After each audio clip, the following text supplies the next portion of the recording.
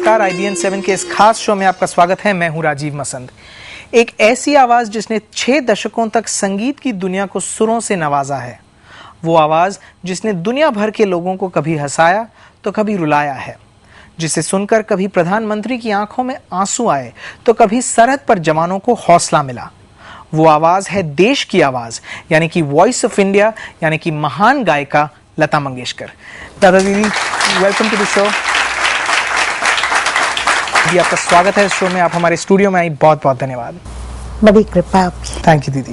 साथ ही इस शो में आज हमारे साथ है एक बहुत ही खूबसूरत ऑडियंस, जिन्हें मौका मिलेगा दीदी के साथ कुछ बातचीत करने का, उन्हें कुछ सवाल पूछने का। दीदी, इस साल हम अपने स्वतंत्रता के 60 साल पूरे कर रहे हैं। इन सालों में बहुत कुछ बदला है, कंपोजर्स आए हैं, गए हैं, बहुत सारा समय बीता है, लोगों के टेस्ट्स बदल चुके हैं। इन सभी सालों में इस वक्त में अगर कुछ कांस्टेंट रहा है तो वो सिर्फ लता मंगेशकर और लता मंगेशकर की आवाज। बताइए, आपने अपने आवाज को, अपनी गायकी को किस तरह से अडेप्ट किया, लोगों के टेस्ट्स को ध्यान में रखते हुए या फिर बदलते समय के साथ? सबसे पहले तो मैं ये कहूँगी कि जो मेरी आवाज़ है ये भगवान की देन है, और भगवान की देन है, मेरे माता पिता का आशीर्वाद है, गुरुजनों का आशीर्वाद है कि अभी तक मेरी आवाज़ ठीक है और मैं गा सकती हूँ। अब बदलाव तो आता ही रहता है, और जो हम लोगों ने 40s में शुरू किया है काम, उस वक्त जो म्यूज़िक था वो बदलता रहा, और आज जाके म्यूज़िक का एक अलग ही बिल्कुल ये हो गया है, क्योंकि म्यूज़िक अभी वैसा म्यूज़िक नहीं रहा जैसे पहले कभी था जी। मतलब 60s और 70s में जो था जी, जिसे हम गोल्डन ईरा कहते हैं सिनेमा का या म्यूजिक का, वो अब उतना सुनने को नहीं मिलता है। तो उसके साथ मैंने अपने आप को भी ढाला, मतलब जैसा म्यूजिक आया वैसे मैंने गाने की कोशिश की। जी दीदी, आपने गजल गाए हैं, भजन गाए हैं, पेट्रियोटिक सॉन्ग्स, लेकिन शायद सबसे पॉपुलर, द मोस्ट पॉपुलर शायद हिंदी गाने ही रहे हैं, हिंदी फिल्म गाने रहे हैं, ये आप मानेंगे? जी हाँ, हिंदी गाने रहे हैं, इसलिए कि अलग अलग म्यूजिक डायरेक्टर के गाने आए, अलग अलग फिल्में बनी, और उस वजह से लोगों को जो अलग अलग म्यूजिक आया वो अच्छा लगा जी, और पॉपुलर रहा, इसमें कोई शक नहीं जी। अब मधुबाला से लेकर शायद करीना कपूर तक आपने सभी एक्ट्रेसेस के लिए गाया है, सभी एक्ट्रेसेस को अपनी आवाज दी है। शायद आपकी सबसे पहले हिट गानों में से थी मधुबाला के लिए जो आपने गाना गाया 1949 की फिल्म महल में, आएगा आने वाला। जी हाँ, आएगा आने वाला। चलिए, आपको एक मेमोरी लेन पर लेके जाते हैं, आपको वो गाना, उस गाने की एक झलक दिखाते हैं। जरूर जी।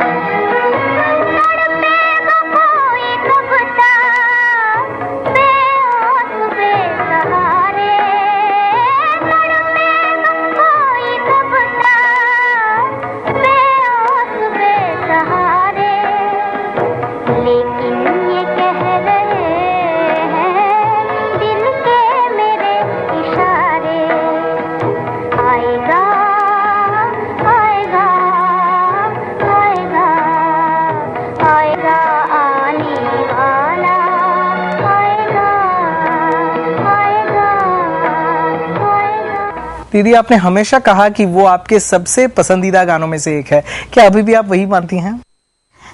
जी हाँ, मैं वही मानती हूँ। ये गाना मुझे बहुत अच्छा लगता है। ये गाना जब मैंने रिकॉर्ड किया था तो आप सोच नहीं सकते ऐसे रिकॉर्ड हुआ था कि मुझे जो पहला इसका शेर आता है जी, तो उस शेर के वक्त क्या हुआ कि उन्होंने कहा कि हम लोगों को ऐसे चाहिए कि दूर से आवाज़ आती है। तब रिकॉर्डिंग में इतना ये नहीं था जी। जो आज है। जी। आज कुछ भी रिकॉर्ड हो सकता बिल्कुल, है। आज की टेक्नोलॉजी बिल्कुल ही तो अलग है। मुझे उन्होंने, समझ लीजिए अभी वहाँ माइक्रोफोन यहाँ है और मुझे खड़ा किया वहाँ दूर, और वहाँ से मैंने गाना शुरू किया शेर। जी। और गाते हुए मैं आहिस्ता आहिस्ता आहिस्ता चल के आई, और जहाँ आएगा आने वाला आता है वहाँ मैं माइक के पास आके आएगा आने वाला गाया। जी। तो ये मेरा ख्याल कुछ 20-25 मरतबा मुझे करना पड़ा जी। कि मैं वहाँ से चल के आती थी और गाती थी। फिर वो कहते थे नहीं नहीं नहीं अभी वो ठीक नहीं हुआ है, फिर से करो। मतलब इस तरह से। तो कितने टेक हुए इस गाने के शायद? जी, कितने टेक हुए इस गाने के दीदी? गाने के टेक तो मेरा ख्याल से उस वक्त ऐसे होता था, कभी 20, कभी 22, कभी 28, मतलब रिकॉर्डिंग। तो गाने के साथ थोड़ा एक्सरसाइज भी हो गया जैसे। एक्सरसाइज भी हुआ और एक अंदर से डर भी था कि बराबर उस वक्त लास्ट लाइन पे वहाँ पहुँचना है। जी। और गाते हुए चलना मुश्किल काम है। जी।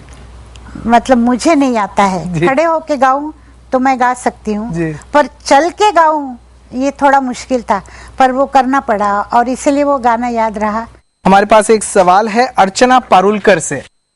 आमतौर पे ऐसे कहा जाता है कि कलाकार जो गाने वाला कलाकार, उसका व्यक्तिमत्व, उसका स्वभाव, ये सब उसके गाने में प्रतिबिंबित होता है और उसका गाने के परफॉर्मेंस पे थोड़ा असर तो होता ही है। इस बारे में आपकी क्या राय है?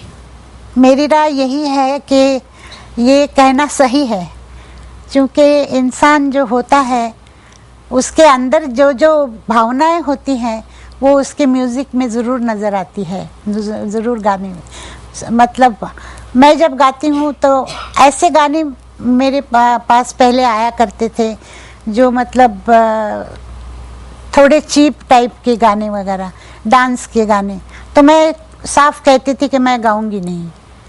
तो ये अंदर जो होता है आदमी का सोचना, वो उसके म्यूजिक पे ज़रूर असर करता है।